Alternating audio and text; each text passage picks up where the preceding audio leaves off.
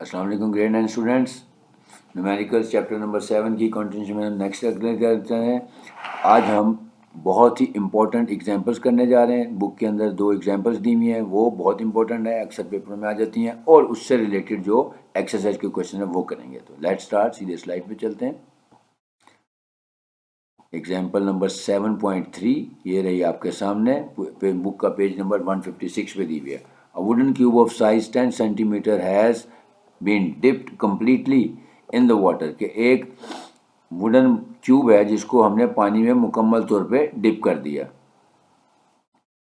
Has been completely dipped into the water, calculate up thrust of the water, कि up thrust of the water हमने find करनी है कि जब एक वुडन क्यूब है जिसका साइज़ दिया हुआ है 10 सेंटीमीटर, ज़ाहिर है क्यूब है तो क्यूब की तीनों साइड एक ही जैसी, लेंथ ब्रेथ हाइट एक ही जैसी होती है, तो इसका मतलब है एक ही हमें डिमेंशन बताई जाती है, उसकी मदद से हम उसकी वैल्यूज़ बाकी निकाल लेंगे।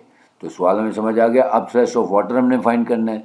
सबसे पहले हम लिखते हैं given data, length of side of one cube यानी एल दिया हुआ है हमें 10 सेंटीमीटर, और आपको पता है कि जी की वैल्यू हमेशा 10 मीटर पर स्क्वायर सेकंड होती है, ये हमें चाहिए होगी क्योंकि इसका जो अब थ्रेश ऑफ वाटर का फार्मूला होता है वो होता है रो वी जी। रो का मतलब होगा डेंसिटी मल्टीप्लाइड बाय वी यानी वॉल्यूम, और जी की वैल्यू ये जो मैंने लिखी है ये हमें चाहिए होती है, ठीक है। इसलिए हमने गिवन डाटा में लिखी, क्योंकि क्वेश्चन में नहीं बताई हुई, लेकिन ये अंडरस्टूड होता है कि whenever we want to use the value of small g, तो वो हमेशा 10 मीटर पर स्क्वायर सेकेंड होती है। 10 मीटर पर स्क्वायर सेकेंड है, वो मैं लिखना भूल गया, ये वो ये 10 ms-2। Next, density of water आपको पता है कि मैंने पिछले 1-2 सवाल में पहले बताया था कि 1000 किलोग्राम पर क्यूबिक मीटर होती है। जहाँ ना दी हो वो आपने याद रखनी है। अब हमने फाइंड क्या करना है, अब थ्रस्ट ऑफ वाटर फाइंड करना है। बहुत आसान है, फार्मूला हमारे पास है। पहले हम वॉल्यूम निकाल लेते हैं, क्योंकि हमें लेंथ ऑफ द क्यूब दिया हुआ है तो उसका वॉल्यूम निकाल लेंगे, L multiplied by L multiplied by L, या L का क्यूब भी ले सकते हैं। So 10 multiplied by 10 multiplied by 10, 1000 centimetre cube आ गया। इसको मैं साइंटिफिक नोटेशन में लिख देता हूँ, यानी 10 की पावर 3 सेंटीमीटर क्यूब आ गया। अब वॉल्यूम आ गया हमारे पास। अब हम अब थ्रस्ट ऑफ वाटर का फार्मूला लिखेंगे। वो फार्मूला होता है, अच्छा एक सॉरी, उससे पहले क्योंकि ये सेंटीमीटर क्यूब में है तो हमें क्योंकि इसका यूनिट चेंज करना होगा, इसको किलोमीटर में मीटर पर क्यूब में कन्वर्ट करना होगा। Since 1 centimetre cube is equal to 10⁻⁻6 metre cube है, तो अब हम यहाँ पे वैल्यूज़ की पुट कर देते हैं। सो 10 की पावर 3 ये आ गया जो हमारे पास दिया हुआ था, और सेंटीमीटर क्यूब की जगह आ गया 10⁻⁻6 मीटर क्यूब। अब क्योंकि दोनों की बेस सेम है, मल्टीप्लाई हो रहे हैं तो पावर ऐड हो जाएंगी, तो इसको हम सिंपलेस्ट फॉर्म में ले आएंगे, 10⁻³ मीटर क्यूब हो गया। यानी वॉल्यूम ऑफ द क्यूब हमने निकाल लिया 10 की पावर -3 मीटर क्यूब। अब हमारे पास चीज़ें कंप्लीट हो गई हैं, वॉल्यूम आ गया है, जी की वैल्यू हमारे पास दी हुई है, और हमने अब फार्मूले में वैल्यूज पुट कर देंगे। सो अब thrust of water is equal to rho V g. Rho का मतलब है डेंसिटी, डेंसिटी हमने गिवन है, ये देखिए 1000 किलोग्राम थी। फिर वी वॉल्यूम हमने निकाल लिया 10 की पावर -3, और जी की वैल्यू ये भी हमें पता है 10 मीटर पर स्क्वायर सेकंड होती है। अब इन तीनों वैल्यूज को पुट करके इसका प्रोडक्ट ले लेते हैं, तो हमारे पास आंसर आ जाएगा 10 न्यूटन। तो हम लिखेंगे hence the up thrust of the water would be 10 newton. Next example number 7.4, an object has weight 48 newton in the air, यानी एक कोई ऑब्जेक्ट है जिसका वेट है एयर में 48 newton. It's weight is found to be 42 newton when immerse in the water. जब हमने उसको पानी में डिप किया या इमर्स किया तो उसका वेट जो है वो कम हो गया। याद रखें कि जब भी किसी ऑब्जेक्ट को हम पानी में डिप करते हैं तो उसका वेट हमेशा कम हो जाता है, यानी वो टिल्ट हो जाता है, उसका वेट कम हो जाता है। तो जो एक्चुअल वेट होता है एयर में वो 48 न्यूटन है, और जब हमने उसको पानी में डिप किया तो उसका वेट रह गया 42 न्यूटन। इसको एक्सपेरिमेंट को समझने के लिए आप एक ग्लास में पानी लेके उसमें पेंसिल को डिप करें तो देखें पेंसिल जो है वो थोड़ी सी ऊपर आ जाएगी और उसका वेट कम हो जाएगा। Calculate the density of the object हमने फाइंड करनी है। तो सबसे पहले हम गिवन डाटा लिख लेते हैं। Weight of the object in air, इसको मैंने कह दिया W1, वो 48 न्यूटन है। Weight of the object in water, इसका नाम मैंने कर दिया W2, वो है 42 न्यूटन। अब अभी आपको बताया कि जब भी किसी चीज़ को हम ऑब्जेक्ट को पानी में डिप करते हैं तो उसका वेट कम हो जाता है, जिसको हम कहते हैं लॉस ऑफ वेट।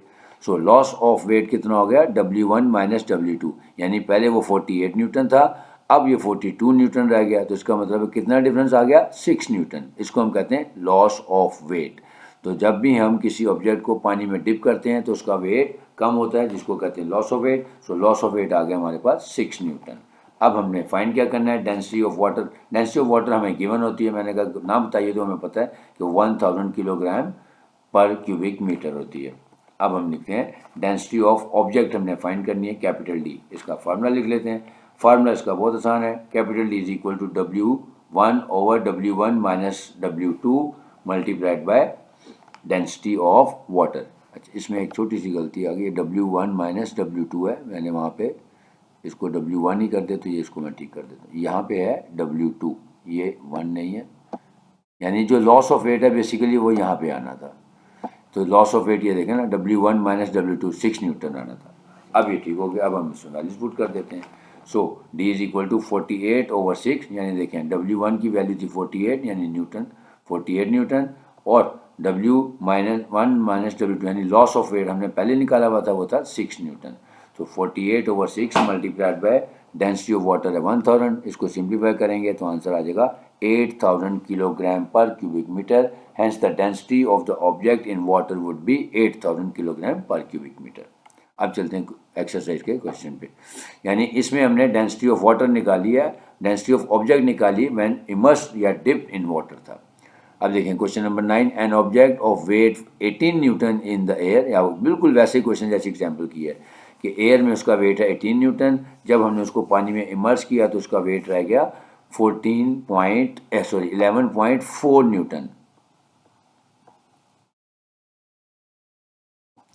ठीक है, अब हमने कैलकुलेट करनी है डेंसिटी ऑफ द ऑब्जेक्ट और फिर बताना है कि ये मटेरियल किस नेचर का है। तो सबसे पहले गिवन डाटा लिख रहे हैं, weight of the object in the air, यानी W1 हमारा आ गया 18 न्यूटन, फिर W2 हो गया 11.4 न्यूटन, फिर लॉस ऑफ वेट वैसे निकालेंगे W1 माइनस W2। अब लॉस ऑफ वेट हुआ हमारे पास 6.6 न्यूटन, और डेंसिटी ऑफ वाटर है वो 1000 किलोग्राम पर क्यूबिक मीटर होती है। Density of object D find करना है, अगेन फार्मूला वही लिखेंगे, W1 divided by W1 minus W2, यानी यहाँ पे भी वही गलती है, यानी लॉस ऑफ वेट यहाँ पे हमने लिखना था, इसको भी ठीक कर लेते हैं। ये 1 की बजाय यहाँ पे 2 है, और अब आगे वैल्यूज पुट करके हम इसकी कैलकुलेशन कर लेते हैं। So 18 divided by 6.6 multiplied by 1000 is equal to 2727, यानी 2727 किलोग्राम पर क्यूबिक मीटर।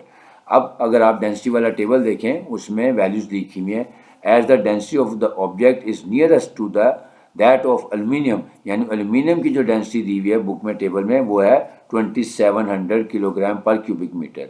क्योंकि ये आंसर हमारा उससे नियरेस्ट आ रहा है, तो जो भी आंसर जिस भी मेटल के नियरेस्ट आ रहा होगा उसकी डेंसिटी को तो हम कहेंगे hence the material is aluminium, कि जो क्योंकि डेंसिटी की वैल्यू आ रही है वो आ रही है नियरेस्ट टू द एल्यूमिनियम, जो एल्यूमिनियम की हमारे पास डेंसिटी दी है उससे करीब तरीन है, लिहाजा हम कहेंगे we can guess that the material is aluminium. तो ये था क्वेश्चन नंबर 9। इस लेक्चर में हमने बुक की 2 इम्पोर्टेंट एग्जांपल्स की हैं, 7.3 और 7.2, जिसमें ऑब्जेक्ट की डेंसिटी फाइंड करनी थी अगर जब उसको हम पानी में इमर्स करते हैं, और इसी तरह एक क्वेश्चन हमने किया है ताकि जो उससे रिलेटेड था। तो उम्मीद है आप लोगों को समझ आया होगा। तो अगर आपको वीडियो पसंद आई है तो अगेन रिक्वेस्ट करूँगा कि चैनल को इसको वीडियो को लाइक करें, शेयर करें, और अगर कोई सजेशन है तो आप कमेंट बॉक्स में सजेशन भी दे सकते हैं। और जो लोग फर्स्ट टाइम लेक्चर देख रहे हैं उनसे गुजारिश होगा कि आप चैनल को सब्सक्राइब कर लें और इसकी चैनल की प्लेलिस्ट को देखें, क्योंकि इस पर आपके लिए और भी बहुत सारा एजुकेशनल मटेरियल मौजूद है। और इंशाल्लाह अब जो बाकी रिमेनिंग क्वेश्चंस रह गए हैं कोशिश करूँगा कि नेक्स्ट लेक्चर में उनको सबको कंप्लीट कर लूँ। तो इजाज़त चाहूँगा, अल्लाह हाफिज़।